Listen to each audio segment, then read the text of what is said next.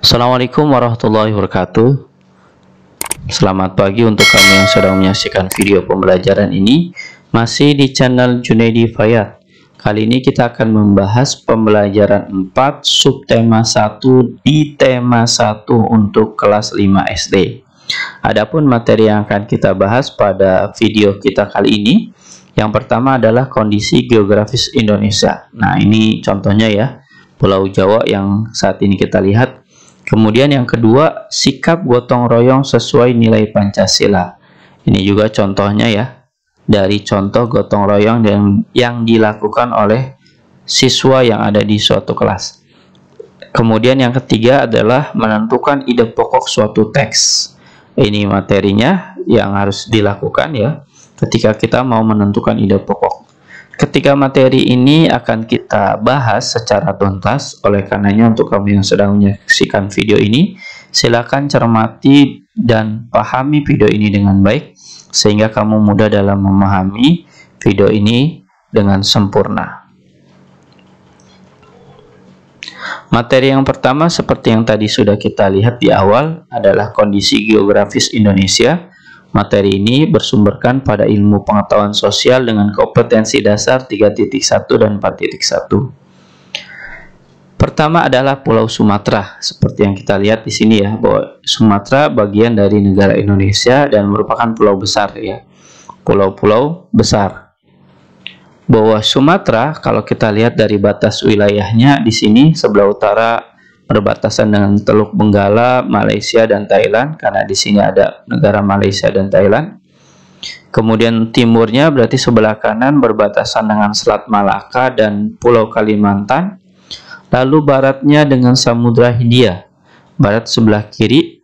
Selatannya dengan Selat Sunda dan Pulau Jawa. Nah, di sini ada Selat Sunda di sini nih. Ya, Selat Sunda dan Pulau Jawa. Keadaan alamnya di Pulau Sumatera terdapat Selat Malaka, Danau Toba, Sungai Musi, Gunung Kerinci, dan Gunung Lausar. Nah, ini posisi keadaan alamnya. Kemudian jika kita melirik dari bawahnya, maka kita menemukan Pulau Jawa. Ini Pulau Sumatera dan di sini adalah Pulau Jawa.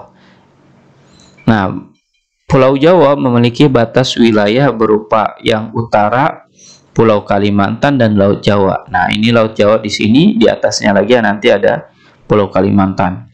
Sebelah timur, sebelah kanan berarti nanti ketemu dengan Selat Bali, posisinya di sebelah sini ya. Dan Pulau Bali itu sendiri ada di sebelah kanan. Lalu sebelah baratnya dengan Selat Sunda. Nah, ini ada selat nih, di sini namanya Selat Sunda. Dan yang terakhir sebelah selatannya berbatasan dengan Samudra Hindia. Yang ini ya, Indonesia Ocean, Selat atau Samudra Hindia. Keadaan alam di Pulau Jawa seperti yang kita rasakan ya, yang tinggal di Pulau Jawa terdapat Sungai Bengawan Solo, Danau Ranu Kumbolo, dan Gunung Semeru. Nah, ini ada di Pulau Jawa. Nah, dua wilayah ini merupakan wilayah dari negara Indonesia. Kita lanjut. Dengan pulau terbesar ketiga ya, setelah tadi Sumatera dan Jawa, di sini kita lanjut ke Pulau Kalimantan yang berbatasan langsung dengan negara tetangga. Batas wilayahnya sebelah utara dari Pulau Kalimantan, berarti yang paling atas ada Malaysia di sini, Brunei, Laut Tiongkok Selatan. Jadi ada Malaysia di sini, Sarawak ini Malaysia, ada Brunei di sini, kemudian ada Laut Cina Selatan atau Tiongkok. Nah, di sini ada Laut Cina Selatan, sekarang namanya Laut Tiongkok Selatan. Kemudian sebelah timur, sebelah kanannya ada Selat Makassar dan Pulau Sulawesi. Kanan di sini maksudnya, jika ini gambarnya sempurna, sebelah kanannya ada Selat Makassar dan Pulau Sulawesi. Sebelah baratnya ada Laut Natuna dan Pulau Sumatera. Nah, Laut Natuna ada di sini dan ada Pulau Sumatera ke sebelah kirinya. Lanjut ke sebelah selatan, batasnya adalah Laut Jawa dan Pulau Jawa, ada di bawahnya ya. Dan di sini pun kita dapat menemukan tulisan Laut Jawa sebelah bawah. Keadaan alam di Pulau Kalimantan terdapat Sungai Kapuas, Danau Bangkau, Gunung Raya, dan Gunung Kinabalu.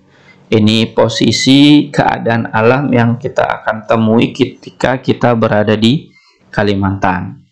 Lanjut ke pulau keempat yang dimiliki oleh negara Indonesia, pulau terbesarnya. Batas-batas wilayah dari Sulawesi adalah sebelah utara yang di atas ada Laut Sulawesi dan Filipina. Nah, ini Laut Sulawesi, di atasnya lagi nanti ada negara Filipina. Sebelah timur, sebelah kanannya berbatasan dengan Laut Maluku dan Kepulauan Maluku. Nah, di sini ada Pulau Maluku nih ya. Walaupun pulaunya kecil-kecil berkumpul. Nah, di sini ada Pulau Maluku. Sebelah barat, sebelah kirinya ada Selat Makassar dan Pulau Kalimantan. Di sini ada Selat Makassar dan ada Pulau Kalimantan kalau gambarnya penuh.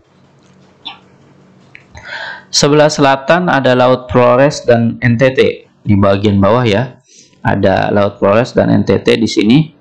Keadaan alamnya sama seperti pulau yang lain, terdapat Sungai Poso ya, sungainya yang sama sungainya, namanya beda.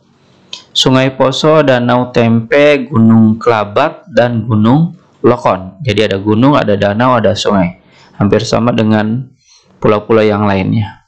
Kita lanjut ke slide berikutnya, yaitu ke Pulau Bali dan Nusa Tenggara. Ini pulau yang cukup besar juga kalau kita perhatikan dari negara Indonesia. Bali dan Nusa Tenggara, nah ini Bali, Nusa Tenggara yang ini ya, timur, barat. Timur di sebelah sini, barat sebelah kiri. Utaranya berbatasan dengan Laut Bali dan Laut Flores dan Pulau Sulawesi. Nah, utara berarti yang di atas. Kemudian sebelah timur, sebelah kanan berbatasan dengan Timor-Timor. Nah, di sini ada Timor-Timor nih. Kalau kita perhatikan. Lanjut ke sebelah barat, sebelah kirinya ada Pulau Jawa dan Selat Bali. Nah, ini Selat Bali. Pulau Jawa berarti sebelah kirinya lagi. Sebelah selatan ada Samudra Hindia. Bagian bawah ya, kalau bagian selatan berbatasan dengan Samudra Hindia.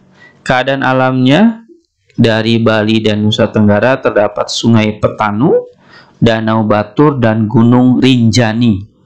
Nah, ini gunung yang paling disukai oleh pendaki Indonesia. Kemudian lanjut ke pulau terbesar lainnya, yaitu Pulau Papua. Gambarnya yang ini, Pulau Papua ya, kalau kita perhatikan. Batas wilayahnya ada sebelah utara Samudra Pasifik. Berarti yang di atas ya, ini aja tulisannya sudah ketemu ya, Samudra Pasifik. Kemudian sebelah timur, sebelah kanannya dengan negara Papua Nugini. Kalau kita perhatikan ini nih, gambar putih ini adalah negara Papua Nugini.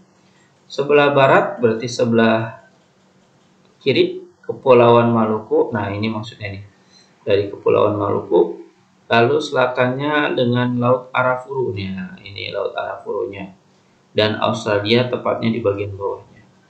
Sedangkan keadaan alam dari Pulau Papua ada Sungai Membrano, Danau Sentani, dan Gunung Jayawijaya.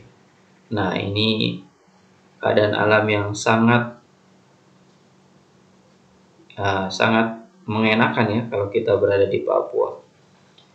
Inilah pulau-pulau yang kita bahas secara geografis dari negara kita. Mudah-mudahan dari materi tersebut kita paham akan materi-materinya.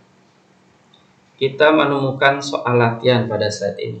Nah, bukan berarti materinya sudah habis, melainkan kita lihat dulu soal latihannya.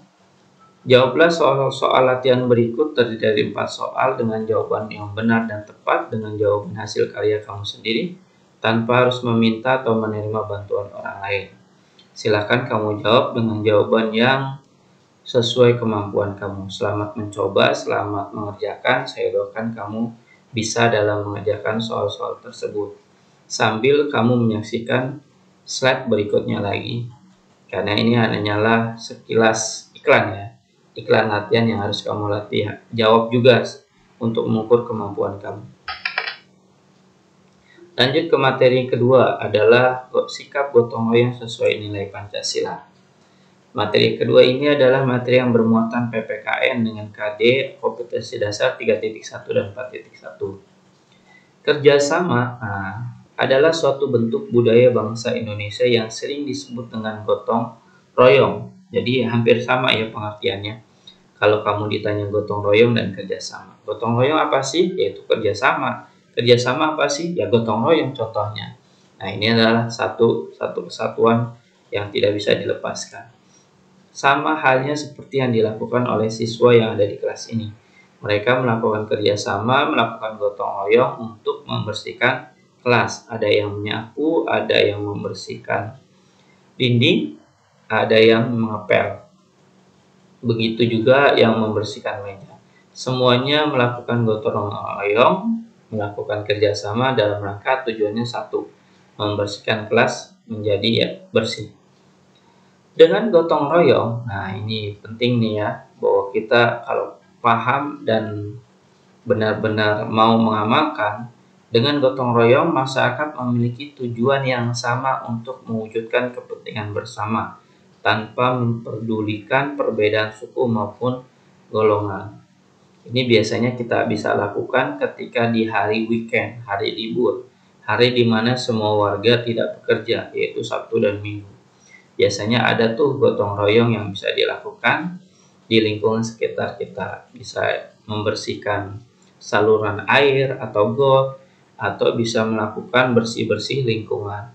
Hal ini pasti ada di lingkungan sekitar kita. Silakan kamu bergabung untuk membantunya, karena ini bagian dari budaya yang ada di negara kita, yaitu budaya gotong royong yang merupakan aplikasi dari kerjasama yang dapat kita lakukan. Kita lanjut ke materi yang ketiga, yaitu materi terakhir pada video ini, menentukan ide pokok suatu teks. Nah, materi ketiga ini bermuatan bahasa Indonesia dengan kompetensi dasar 3.1 dan 4.1. Hal yang perlu dilakukan untuk menemukan ide pokok. Nah, ini sebenarnya materi ini materi berulang ya. Tapi harus selalu diulang lagi kembali materinya agar kamu tidak langsung benar-benar hilang dari pikiran kamu. Bahwa namanya mencari ide pokok itu ada 3 caranya. Pertama adalah membaca teks secara keseluruhan. Yang kedua, mencari kalimat utama teks tersebut.